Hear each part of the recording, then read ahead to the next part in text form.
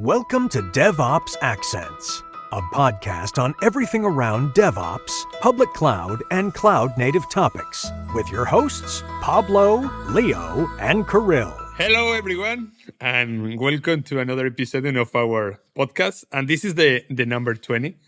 As you can hear again, Leo is not here, and it's because he is sick. He is malito, like we said in Spanish, so he has a surgery today. But okay.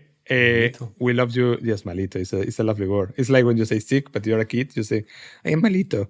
But okay. It really, you say, estoy malito. And you don't say, I am, but okay. Something different. And Leo, we love you. So I hope you recover soon. I don't know what Kirill think about that. But okay. At least I hope that you recover soon. And I hope that we can hear you and see you in the next one.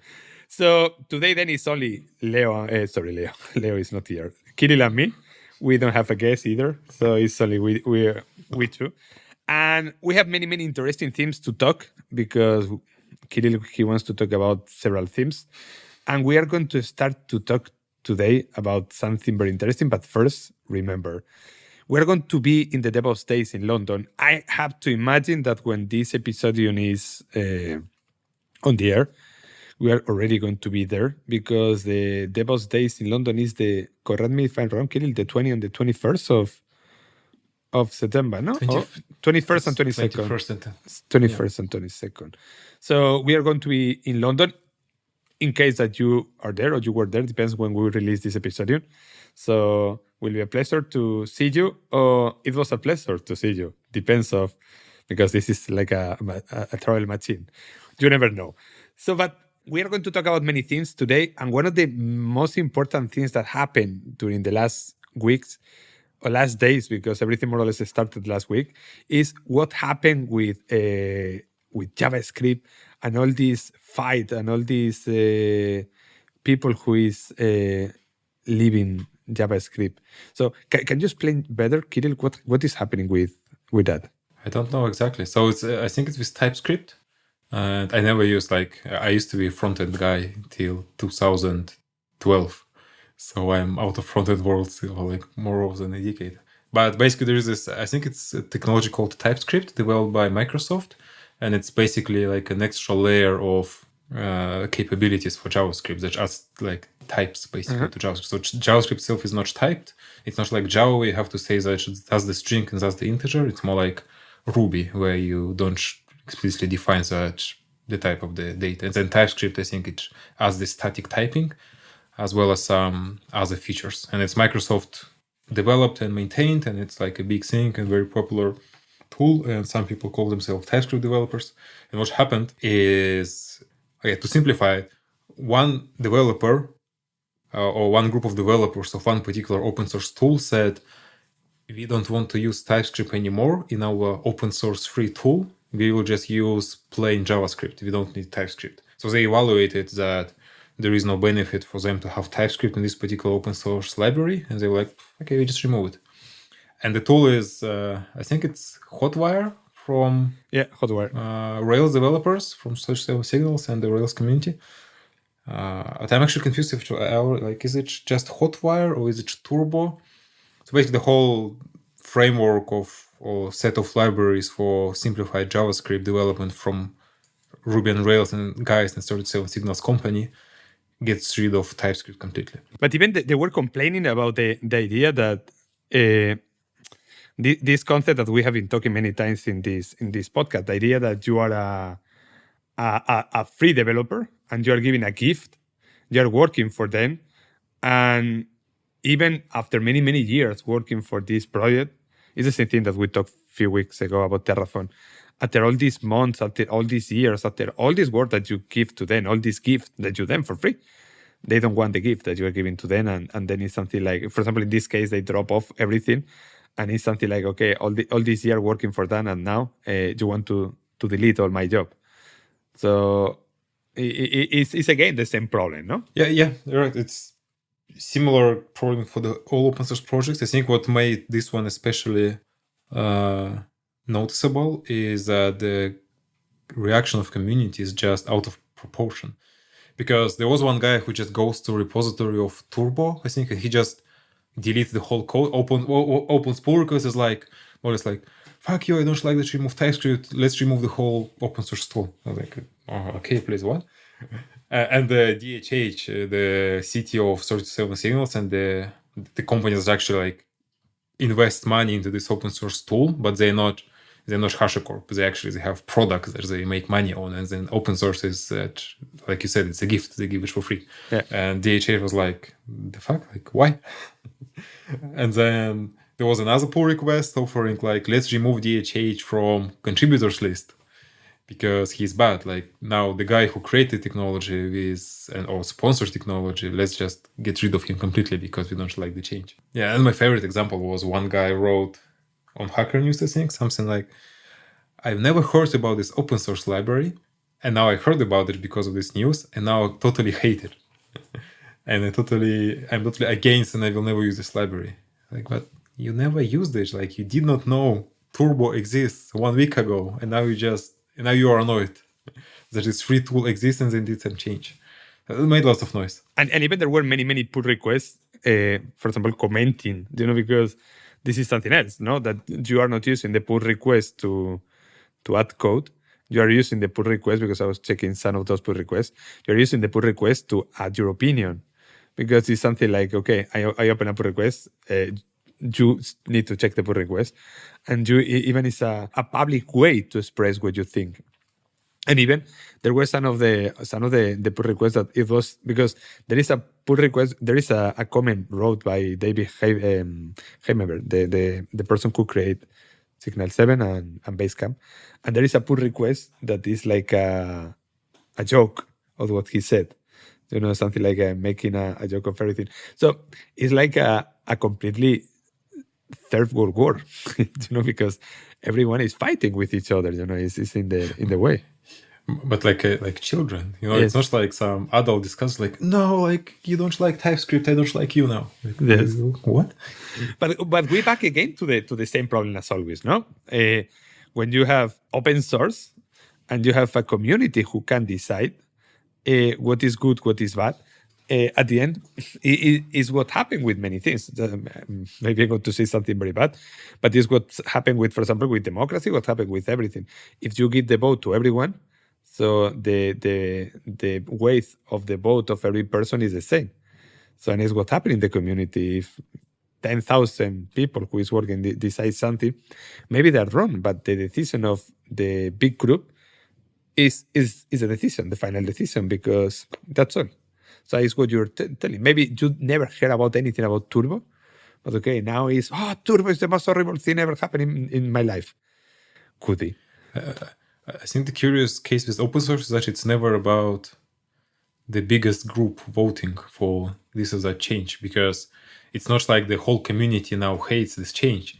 It's that, I think you and I discussed it before, like there's it's in some cases very easy for minority to dictate the rules, because like the case with the vegetarian food is that if you have a conference, then vegetarians, they don't eat meat, but every meat eater will be probably fine eating vegetarian food. So if you have 2% people vegetarian, there is a bigger chance that the whole conference will serve vegetarian food for everyone. Yes. And I think that's a bit similar case, because even DHH wrote it as well, that there are maybe 100 people being pissed with this change, but there are like 10, 20,000 people who keep using Turbo or are happy with this change. They don't go to the internet to complain. They're like, okay, there is no TypeScript. Great, one less dependency. Well, it's actually a good change. And it's also like with the hotel reviews. Like if you go to the hotel and you love it, it's like 5-star, everything's perfect. You probably won't leave a review. It's like it's not like you don't want people to know it's great. It's just why there is like you don't want to share it. It's not happening that often. But what happens if you have a shitty experience? You go and it's like it's fucking horrible hotel. The bedsheets were dirty and the service was horrible. And it's similar. Yes, it's a democracy, because at the end is you that maybe never been in a hotel ever in your life. You go to one place and then you decide what is good and what is bad. So at the end, it's the same. It's Because this is a very good example, because many times when you go to a hotel and you see a hotel of 2 stars with 5 stars, so hotel with 2 stars, in the tool they have 5 star of 5, and you go to a 5-star hotel with swimming pool, with bar, with plenty of people, maybe 1,000 people working in the hotel with 3.8 or with 4. And you say, okay, so but how is possible that a hotel with 2 has 5 stars? And this amazing thing that you are in the paradise is only 4. At the end it's the same, because it's this kind of democracy that the people vote, and you don't need to know who is voting. So it's not that only there is meritocracy is giving to you the value to vote, or maybe that the vote of the people with the real knowledge is going to be up and the others should be down. But okay, is how it's working. And really, this is not going to change, because the problem is that to be part of whatever open source project, whatever person can be part of this open source project. So, and it's something that is always going to. And 2 days ago, we were talking, 2 weeks ago, so 3 or 4, we were talking about the Terraform problem, that there is no solution yet, no? Because I remember that they opened this web asking to Terraform to... There is a fork now. Yes, but... There is a fork that they push to Linux Foundation, basically. And how many people is working in this fork? Because... It's hard to say now. Because as far as I know, I don't know any company who is using this fork currently. Yeah, but it's been not a long time since it appeared. But this, the only valid version currently is the one of the official Terraform version. Because if you want to upgrade now to the latest Terraform version, you need to go to the official. Yeah. I can see now 26 contributors already on this OpenTF. But these things take time, right? Because Terraform is What's more curious is that there is no fork of any other HashiCorp tools. Because there was a funny, like one guy wrote, it's strange that there is no fork for Vault, like the HashiCorp Vault. And another guy was writing, yeah, it's almost like no one actually needs Vault. So the tool is actually not so important. And the reason it's about Terraform is because that's actually the most successful project from HashiCorp. Then everyone cares about this one. But you can also see in the case of OpenTF, who are the people who started the initiative first. Those are the people who build products on top of Terraform. So the ones that suffer directly from the change of license. Of course, then like we joined the list because we are happy to support the community. So like if you go this OpenTF, there's MKDF over there. And I think by now it's like whatever, a few hundred companies at least on this manifesto, including some big ones and not only competitors of HashiCorp. But initially, the loudest voices were from people who are for companies who compete with HashiCorp. And I think the loudest voices in this TypeScript story from the people who make money by writing code in TypeScript. Yeah. Because in the end, it's human behavior. You feel endangered because now there is this it's not the most famous JavaScript open source project because they come out where is like if you look like Java and Ruby and Rails, and then Ruby and Rails with this turbo approach, because that's like it's not a mainstream of front-end development, the whole turbo and hotwired and all of this tech. It's still kind of like maybe like 2% of the market, but still it's not zero because it has a significant attention from the community. And now this project says, well, we don't need TypeScript. We can just use regular JavaScript. And of course, if you're a developer who just invested 5 years in learning TypeScript and your CV says, I am the senior TypeScript engineer, you don't like that someone is telling that you don't need TypeScript. You can just use JavaScript. But we back again to the money, like the key of everything. Because backing again to the Terraform problem, if Terraform goes and talk with all these companies, not with the people, because people is different.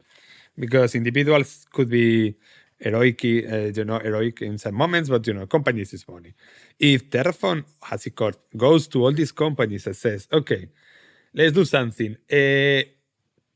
Pay me only, imagine, $20 for every calendar, for everything, some kind of amount of money that you can pay because you're using my product, they're going to say yes.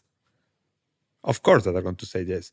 Because the good thing is that now HashiCorp saw to the world how many people were leaving because of them.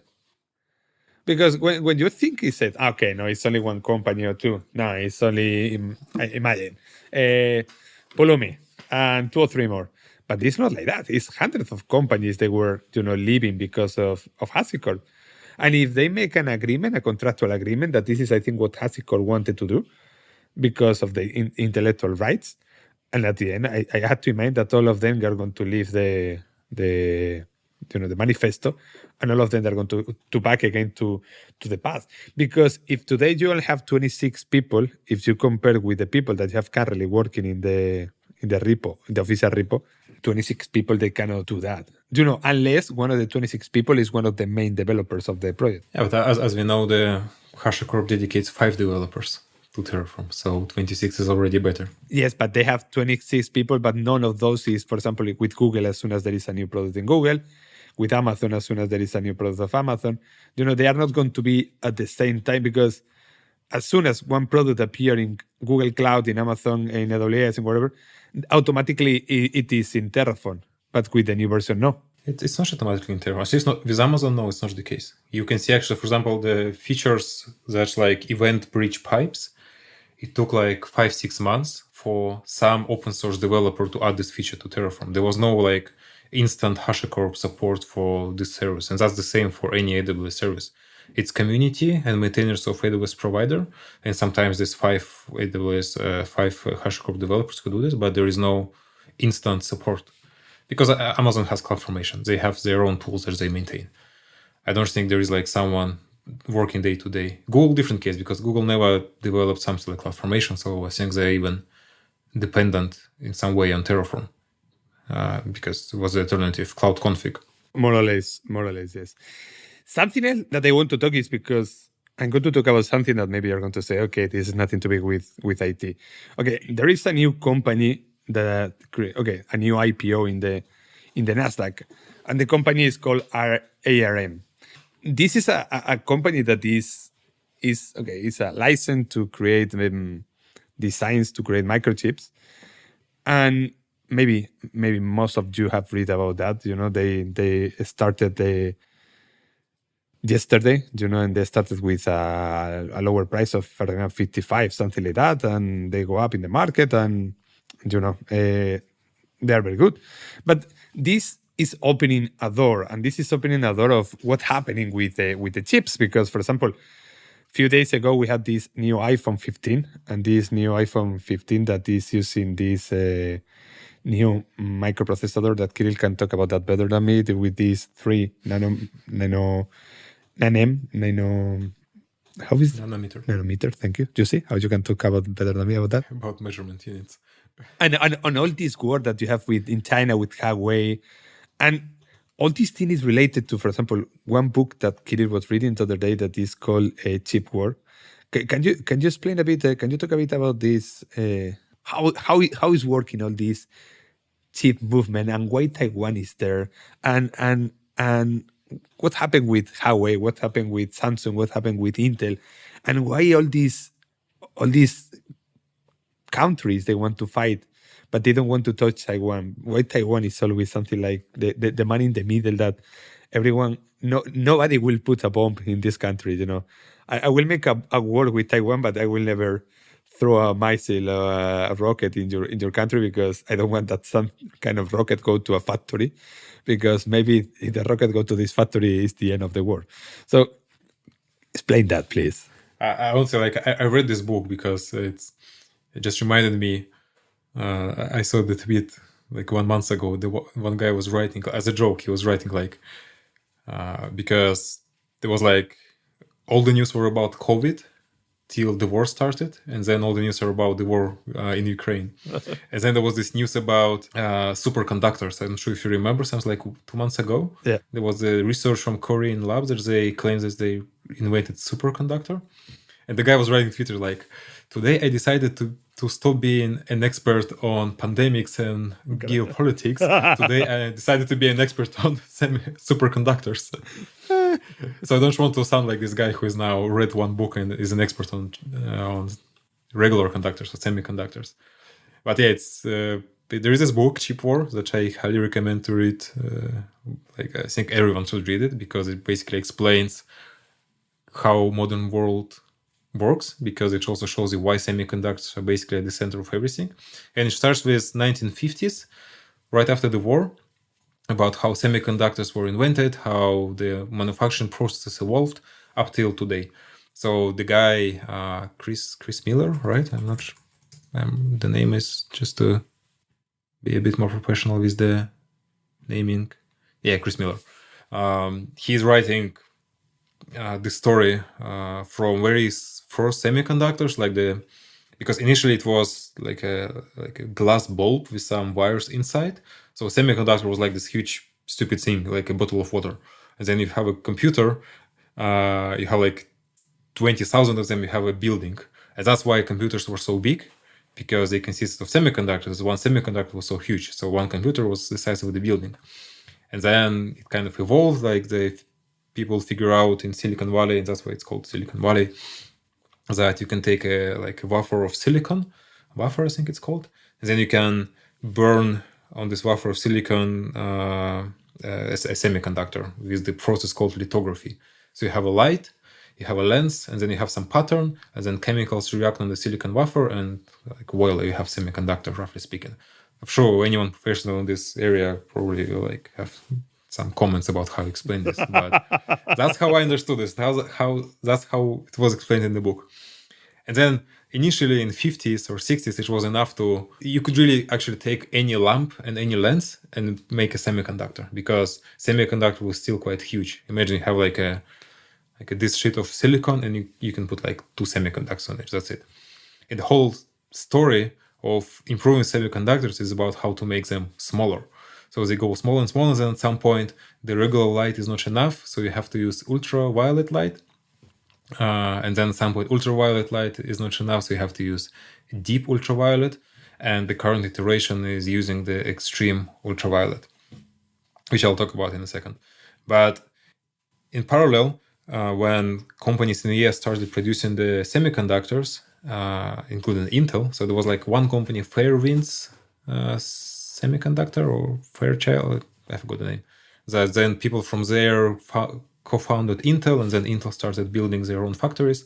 And already then, and that was a shocker for me, already in end of 50s, 60s, companies in the US started outsourcing manufacturing of semiconductors to Asia. So there were like first factories in Vietnam, in China, in Taiwan, in Korea, because it was just cheaper. So there was like 1 hour of work in California would be like $10, and then in Singapore it would be $2 per hour. And Not Singapore. Also Singapore, it's one of the biggest semiconductor producers. So they outsource like all of this, like countries in Asia that are friends of US. The economy there grew quite a lot thanks to semiconductors, because they opened these factories to collect like memory, to assemble memory chips and other things. And it was just way more attractive than to work in agriculture. So you could just move to the city and then start assembling semiconductors. So the move to producing all of this stuff in Asia happened. In my head, it was something that happened like 20 years ago. In reality, it happened like 50s, 60s, like from the start, more or less. It was like 1 year you invent semiconductors. In 5 years, it's like, no, it's too expensive to assemble them in the US. Let's outsource it.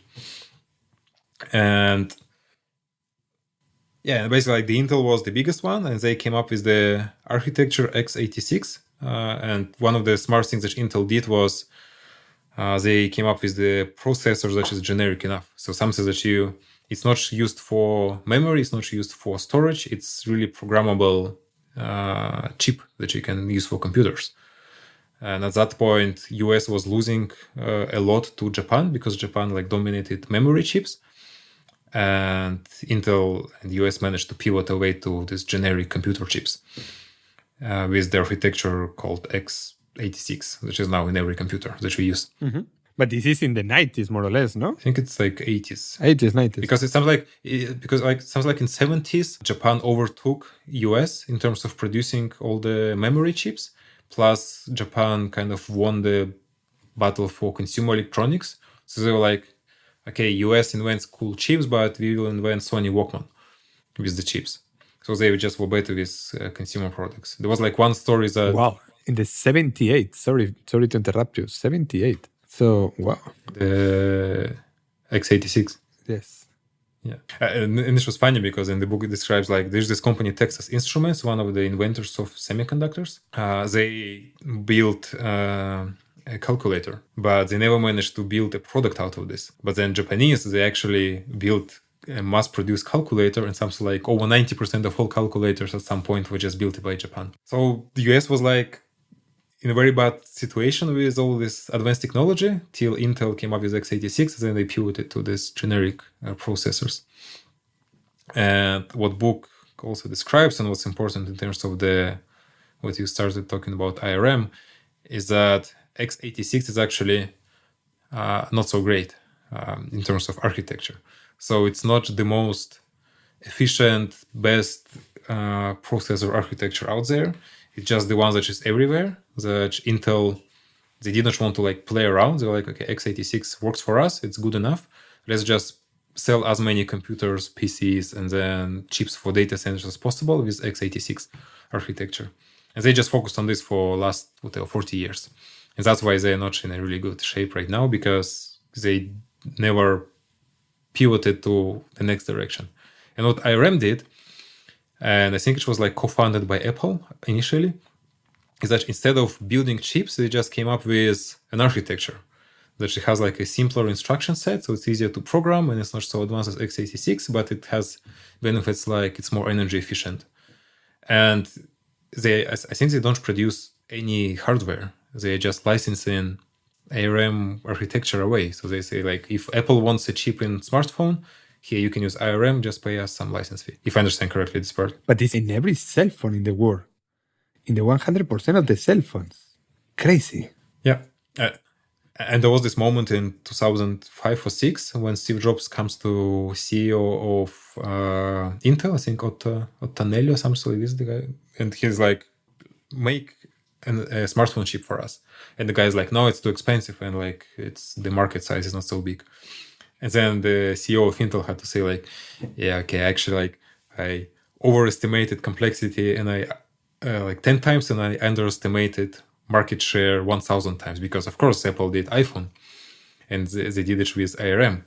And the chips produced for iPhones are produced in Taiwan by company TSMC. It's like Taiwanese Semiconductors, something like this.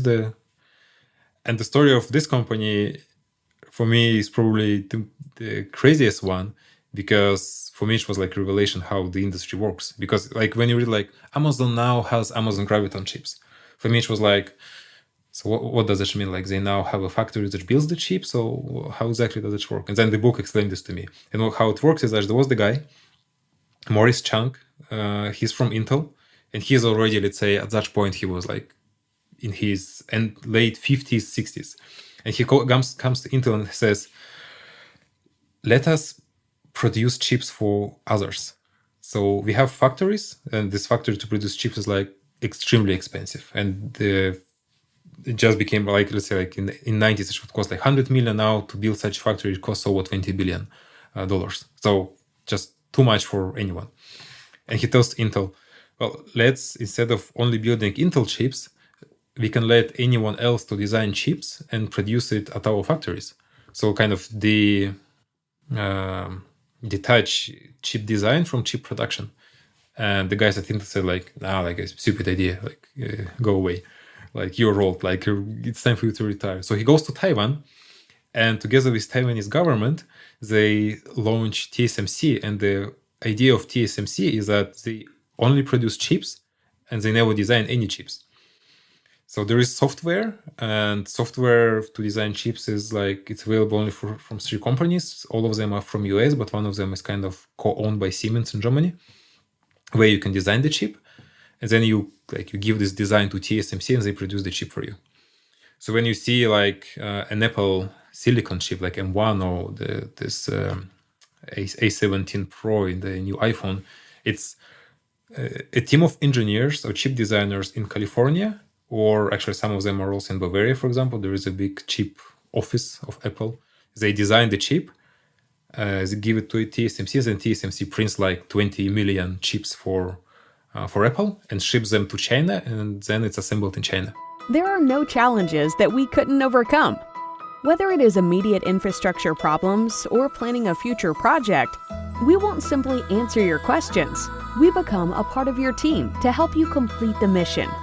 Our solutions consider the interests of your business and the combined expertise of the industry, as our staff is made up of more than a dozen experts in different areas who share decades of field-tested experience and knowledge with you. So to understand, Kirill, before you continue, so the idea is next. There is a company that is called TSMC that is in Taiwan, because the guy who left, it was Intel, no? The Morris Chang, he was in Intel. Yes. He's like one of the fathers of the industry, basically. Exactly, the god of the industry, because this guy had the idea of, I am not going to make a hardcore chip. I'm going to create something that others are going to design, and then I'm going to print. Imagine that this is a t-shirt, and then you go with this NKDF logo, and then I'm going to make only t-shirts. Yeah. And then there is another company, it's like one of those is ARM, no? If I am right. Or ARM is not one of the companies who design chips, because this is the... ARM just, I think for me it's because I didn't know that they went to IPO, because the book actually doesn't explain. They only say that ARM is the company that came up with architecture and they license architecture. And that's it. Okay. So for me, it's a mystery what else they do. Yeah, for me too, because how this huge company is doing something that is hard to explain, because I can imagine one guy working in ARM trying to explain that in a party with a beer and try to explain to the people. No, then there is a TSMC. Okay, so TSMC, that is the main factory in the planet Earth, and we will explain why it's the main factory in the planet Earth, because if for a mistake someone explode this factory by war, because there is no other TSMC in the planet Earth today, so there is no more TSMCs. So then there is another companies who create the design. The design is software.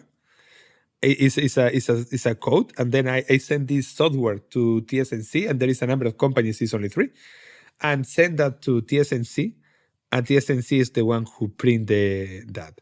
But not only that, because you need to explain about the length, because it's not so easy, and the size of the chips, and what is doing China in all this, because China want to try to do the same, no? Because they want to attack Taiwan, not because they love this island. They don't care about this island. China is 2,000 times bigger than this island. They want to have this factory. And USA is telling, no, man, don't attack Taiwan because I will kill you, because they want this factory. So, wow, I cannot imagine the security in the factories. It could be something fucking crazy. So could you explain that, please? It's actually like so the chips are produced in many places in the world. It's not like TSMC. Okay. What TSMC is kind of has almost a monopoly on is advanced chips. Okay. So let's say a chip for like proximity, because everything has a chip. Like your washing machine has a chip.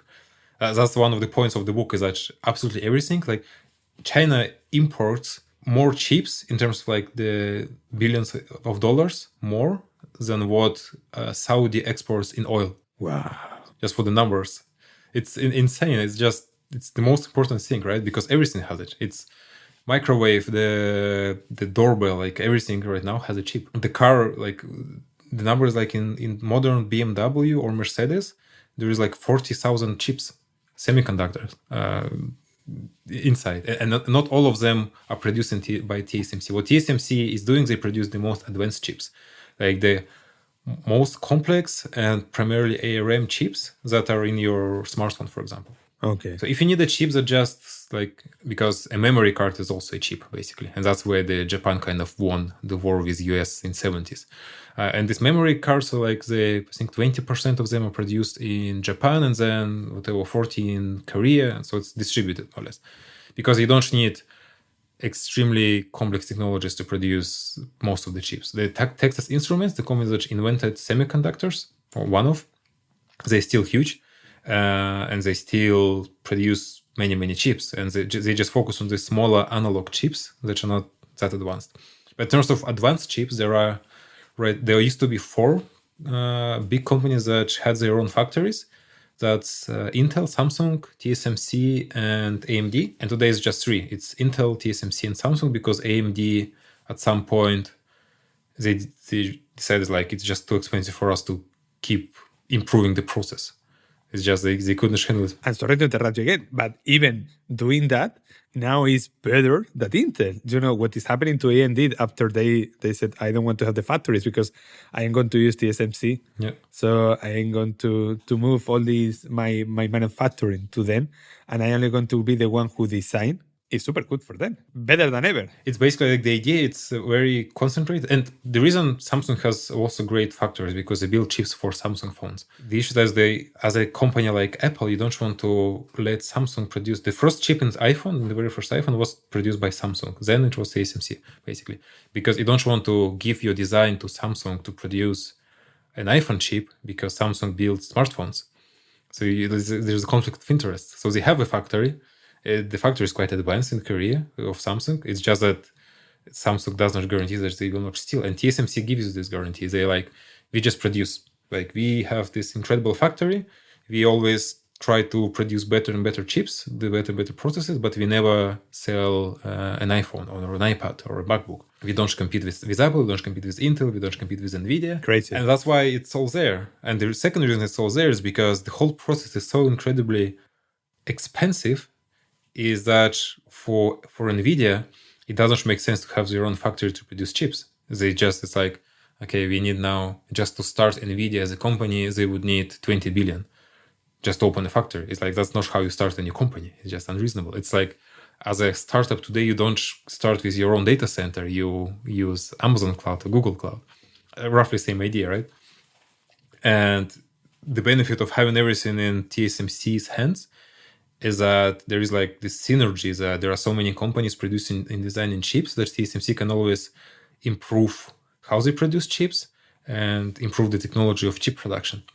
So it's centralized, but that's the case where centralization is good because it actually allows faster innovation, faster development of new technologies in the semiconductor industry.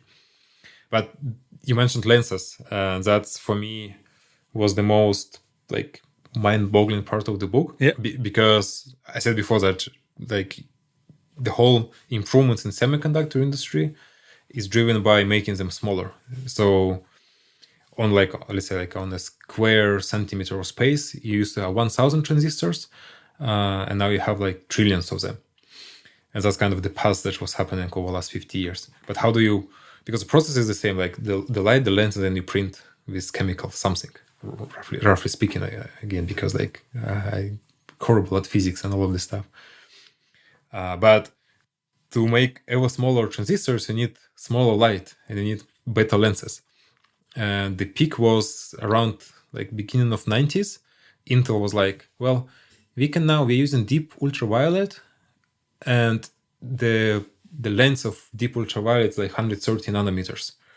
So no matter how much we try, we cannot produce chips smaller than, let's say, 7 nanometers, I think. Because the wave of the light is, you can put the print between the space. Yes. And even if you just take without any monkey patches, more or less, just the extreme ultraviolet, you can print only 20 nanometer chips. So for 20 years, the companies producing chips had to find all the workarounds. It's okay, let's send the light through this lens, then to another lens, and then you basically add more and more steps to end up with a smaller light and smaller chip.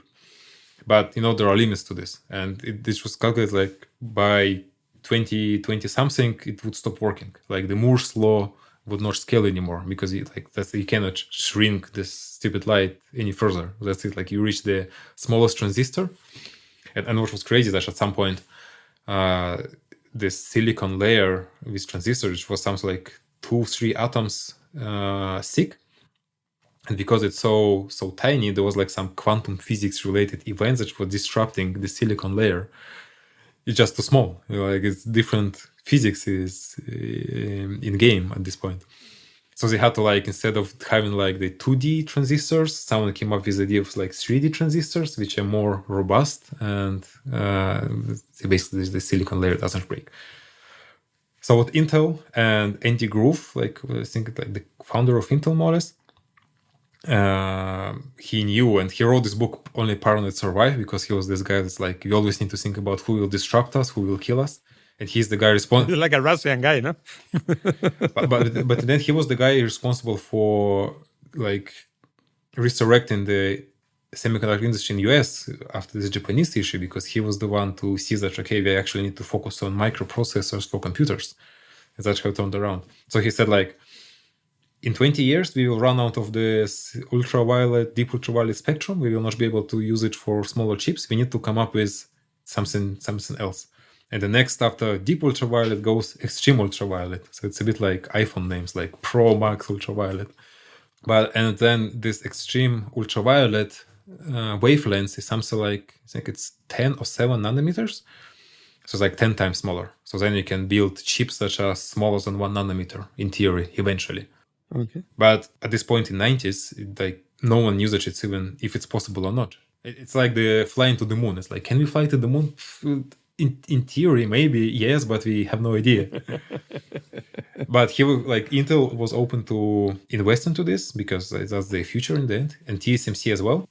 So they basically poured like tens of billions of money into R&D for this, and they selected Dutch company ASML, which was part of Philips, to develop this new kind of lithography tools, because they didn't want to do it in Japan, because it's like, okay, Japan just kind of screwed us over for like 20 years with memory chips. We don't have any good lithography companies in US because all of them are kind of shit by now. So there was like really ASML was the only option because they had kind of the expertise and knowledge how to build something. So they invested tens of billions in ASML to develop this EUV, and essentially it was R&D project. It's like, here are lots of money, please come up with something. And from there starts really 27 years history of how the modern EUV, extreme ultraviolet light machines were invented. But sorry, this is at this point is with Intel and TSMC. So at this point of the history, I think also government, like it's basically everyone. and Philips maybe, and all this. Okay. Philips also for sure. US government also like put some money. So like it's not like ASML pulled it off completely on their own. Really, it's the biggest giants in semiconductor industry was investing for like more than 20 years into this for this to happen. So first the problem was, how do you even create such a light? Because it's not like you can have built a flashlight with extreme ultraviolet. There's like it does not occur naturally. It's like you need to have some process to generate this light. So then there was an American company where the guys came up with the idea, let's take a laser, which is like, I forgot the concrete number, but it's like hotter than the sun, whatever, like 1,000 million Celsius degrees, like extremely hot laser. And you hit a molecule of tin with this laser, and that's how the like retracted light or whatever becomes this extreme ultraviolet. So they found out a way how to do it, at least like in the lab. But now how do you mass produce it? Yeah. First, how do you even create such a laser? So there was a German company, I forgot the name of the German company, and this German company is the leaders of laser manufacturing processes. Like they built machines that cut stuff with lasers, basically. So ASML contacted them to like, please take this $5 billion or whatever, create for us this laser. So they created the laser. And it's crazy, these kind of challenges, because in the book was like, so how do you cool down the laser? Because if you have such a hot laser, you need to have some cooling system. So you need to put some fans on the sides of the laser. But if you just put the fans on the floor, the physical, like the friction is just too much. So we need to have fans somehow, like, I'm not sure, like levitating in the air. So let's hold these fans with magnets in the air, because then there is nothing stopping them when they attach to something physical. So crazy things like this. And the German company spent again like something like 3, 5, whatever years, and they came up with this laser and they built it. Then the next challenge, so you have this laser that hits the tin. I think there was no issue with finding the molecule of the tin. It was like quite easy. The easiest part maybe. So now the light, you have the EUV light, but it needs to go through the lens. But it cannot go through any lens, because the light is so small, it's like X-ray. It just gets stuck in the glass. So it will not go through the lens. So then again, ASML found a company, this leading optics manufacturer in Germany, Carl Zeiss. And they like, please build us a lens. And then Carl Zeiss also spent whatever, like up to 10 years to develop this lens with whatever, like nano layers of different materials that in the end lets the light go through. Crazy stuff. And that was just two components, right? The laser and the lens. But the final machine, this final lithography machine, has 420,000 plus parts in it. So imagine like a Lego toy which has more than 400,000 pieces. And only something like 20% of these parts are created and produced in Netherlands. The rest is imported. And the genius of ASML is that they found suppliers of all of this. Like they found Carl Zeiss to produce the lens. They found this American company who came up with the process. They found the laser producing company. So they found all of these suppliers and manufacturers and organized incredible supply chain that it's even possible from around the world, collect all of these best parts, ship them to Netherlands and assemble this machine. And that took like almost 30 years. It was a funny part in the book where the guy says ASML had like zero patience for any problems in the management, because they said like you either organize everything properly because we rely on you, because you cannot have like two producers of lenses. Really, there's like only one company in the world who can make such lens. So either you follow all the process and organize properly, or we just buy you, and then we put our own management. And this American company that came up with the process, the ASML just acquired them at some point because they were not happy with efficiency. So it's more like the genius, not only the technology part, because technology is developed all over the world, but it's the whole supply chain management that they organized to build this machine that costs something like more than $100 million. Wow. And the machine, like when you buy the machine, it comes with a human. And human is working next to this machine like all the time. As long as machine is working, it's decommissioned. There is a person from ASML with you maintaining this machine, teaching you how to use it. Crazy. And then another part of the whole process is the software, because once you have this crazy machine, you also need some crazy software. And that's also what ASML did. They have some insane software with AI and super smart things that allows to design and produce and configure these machines. But one question, in all these moments of the history, when Intel, when Intel lose the war? Because for me, I'm sorry to say that, but for me, Intel is super huge, but it's what we were talking the other day. What TSMC can make is not what Intel can make at all. You know, Intel can make a 7 nanometers chips, but TSMC can make 3. But maybe in 2 years they can make 1.5 or 2. So, you know, it's something that Intel is not yet there. But and this is it actually like segues us back to open source discussion, because what happened to Intel, again, information from the book. I never worked for Intel, but what the guy says there and what the news are saying is that Intel was founded by people who were PhD and engineers, like this anti-groove guy. So there was a guy, CEO of Intel, who said we need these EUV machines, but all the last CEOs and the board of Intel, they focus on profits. They're like, we need to make more money, more and more. And how you make more money? You just sell existing stuff better. Because the CEO that missed the iPhone opportunity for Intel, he sounds like an accountant, like the guy who is a really good bookkeeper or really good with finance, but he is not the engineer. He does not see what happens in 15 years with technology. So they focused on data centers because the PC sales went down, because of like at some point everyone has the computer, so you cannot just sell like this amount of computers anymore. But then luckily for them, the cloud exploded. And then Amazon needs all the chips, Google needs all the chips, and then Intel just focused on this. So they stopped really prioritizing R&D, and that's where they are 10 years late almost with rolling down these machines that they basically invested tens of billions in investing. So in the end, Intel is the company who triggered the process to get us to these fantastic machines, but they're struggling to integrate them into their factories. Yeah, which is crazy because, and you know, like, in my opinion, that's the same what's happening with the HashiCorp, because the company got over. It's now controlled not by software developers, not by DevOps guys, not by Hashimoto. It's controlled by people who are far away from technology, and they just want to squeeze more money and increase because it's the public company. That's how it works basically, and that's what happened with Intel. That's what probably will happen with HashiCorp if they don't turn around. And yeah, now Intel is losing the momentum, because if you look at data center business, Google and Amazon design their own chips produced by TSMC, and Apple designs their own chips for computers. So both in data center and in the computer market, it's moving to chips not produced by Intel rapidly. Or take NVIDIA. NVIDIA is producing their stuff in TSMC as well. Yep. And that's the more than $1 trillion company now because everyone needs NVIDIA chips.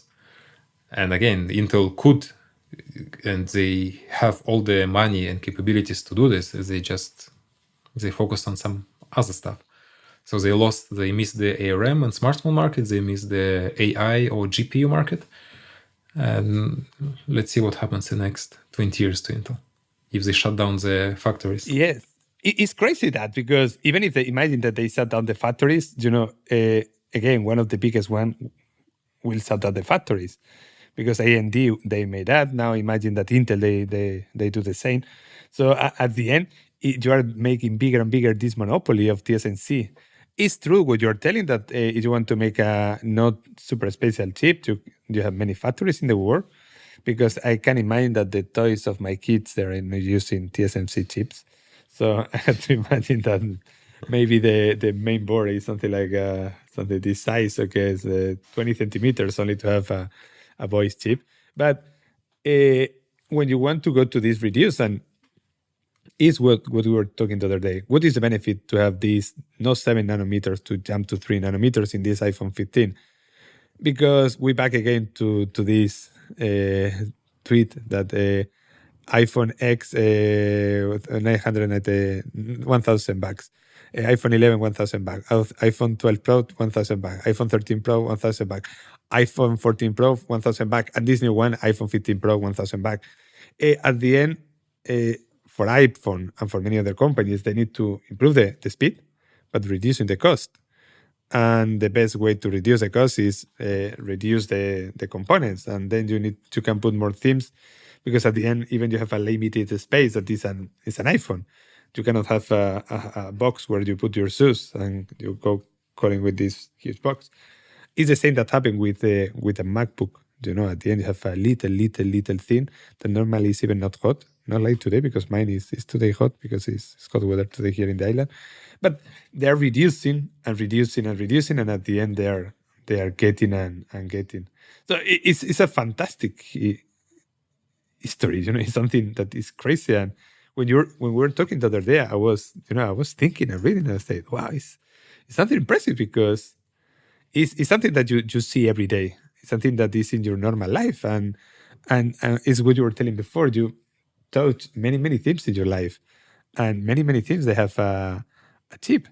So more than many themes, I can say that most of the themes in the normal life has a chip. Even when you want to make a coffee, you press a button with a coffee machine with plenty of chips. And when you turn on the radio, so something super cheap like a radio, they have chips. Everything has chips. And multiple chips. Like it's like your headphones probably right now. My headphones, they have like for sure. This one, they has this memory like H2 chip just built for headphones by Apple. Crazy. So, but at the end, is with this technology that we're talking. I want to design a new chip.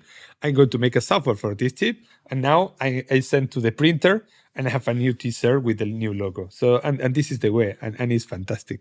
Wow, crazy. And it's sorry, just finish it, because for me it's this moment because the new iPhone was released, iPhone 15 Pro, and it's like this like it's same as last year. It has a new camera and and it's like 10% faster. Sadly, like yes, but if you actually like what I appreciated in this book is that I actually understand that 3 nanometer chip is a big deal, because look at your favorite device of Apple, the Vision Pro. It's perhaps most stupid consumer product ever, because it's not even a consumer product because it has a price of a professional tool. But you go from something like it has 4K picture for each of your eyes, which is a lot of computation. It's very hard to get this kind of performance from a GPU. So with the virtual reality helmets, what you need to do, you have a huge helmet on your head with whatever 200 chips, and you have a cable that goes to your computer, which has an Intel chip, and it has this size of NVIDIA GPU. It's like 2 bricks, a huge thing, and then you get I think like 2K per eye. And then when you see Apple making this Vision Pro device, which has 4K picture per eye, and there is nothing. You have a cable to the power bank, but that's it. That's the whole device. And that's crazy, because imagine something you need, like, it's like before you had to have a building to have a simple computer, now you have a smartphone. And the smaller the chips, the more you can basically build these futuristic devices, because you can, maybe, like, there is a roadmap to get to the chips that are smaller than 1 nanometer. That's basically like, and semiconductors of 1 atom size were already created many times in the lab. And imagine you have a chip that is like 1 square millimeter in your glasses, and then you have whatever the incredible AR experience. So you don't need bigger devices. And there's like, I don't know, I think it's the smaller the chips, the more powerful they are, the better. And just seeing that, yes, maybe for iPhone 15 Pro, you don't need 3 nanometer chip for making photos of my dog, for example. No, yes, it's true, because as you see this cell phone, the idea is that all this physics theme is all inside our chips. So, okay, you have this mechanism of the camera, but okay, everything is chips. And if you can reduce, you can have something super thin. And then you can fold, and you can put in the pocket, and that's all, like something like that. This is my cell phone. I'm sometimes frustrated when people don't appreciate these cool new things enough, because even if they don't make sense to you right now, We used to that. you need to see the bigger picture. Yes, but this is the problem. We used to that. I was talking with a friend about that, because he was telling, hey, there is a new iPhone. Should I buy that? And he said, but it's always the same, no? It's a bit faster, more memory, more speed. That's all, and better camera. But at the end, it's not simple to go year by year, improving. It's not simple. Yeah, and you can only see, like, if you look at the 10 years period. Again, sorry about to bring to the Vision Pro, because to get to Vision Pro, you need to watch Apple events for like whatever last 6 years, because something like 5-6 years ago, there was a presentation that they have an iPad and they say like, our iPad now has the depth detection camera and it's capable of augmented reality. Most stupid thing in the world, the guy who has the iPad in his hand and he goes around the table and there is a Lego house on the table. And there was like part of the Apple event, like, yeah, look, like you have this augmented reality. You can go with the iPad around the table and look at the Lego house and you can see small humans inside the Lego house. It's like, sorry, there's like 0 people on the planet who want to do this. But when Vision Pro is released, you realize actually all of this was like these small steps, small improvements in technology, improvements in the chips that eventually result in something like Vision Pro, and that eventually result in, I don't know, like contact lenses that have the chips that are faster than all of our computers right now, and that do more than iPhone in the format of contact lens or something smaller. Nice. That's crazy. We should appreciate iPhones and technology a bit more. You love more than appreciate. But okay, thank you everyone. I hope that you enjoyed this one, because for me it was super fascinating the first time that I hear this history, but now the second time even better, because I learned more. So really, I hope that you enjoy as much as I did, and we will see in the next days. And remember, I don't know if this is going to happen in the future or in the past, but we are going to be in the DevOps Days in London. And if you're there, it's going to be a fantastic pleasure to meet you. Okay, see you next time. Ciao. Thank you. Ciao. The cloud tech industry is evolving so fast. Do you keep up with it by improving your skills or upskilling your team? At MKDev, we offer a variety of workshops for just that, from the basics to expert knowledge. Before delivering our workshops and training sessions, we carry out a detailed assessment of each participant. To make sure the workshop is helpful for you and your team, we will add more content to it or throw out what you already know. Or we create a custom workshop specifically for the needs of your team and the specifics of your project.